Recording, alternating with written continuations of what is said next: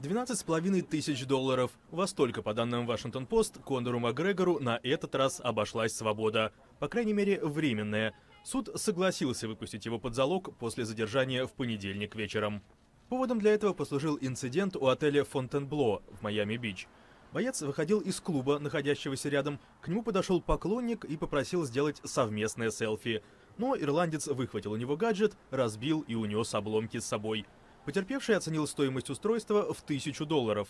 Конора обвинили в краже. Адвокат спортсмена уже заявил, что Макгрегор стал участником небольшой ссоры, и тот готов полностью сотрудничать со следствием.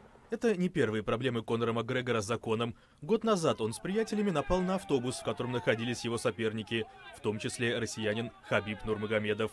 Ирландца приговорили к 5 дням общественных работ и обязали посетить курсы самоконтроля.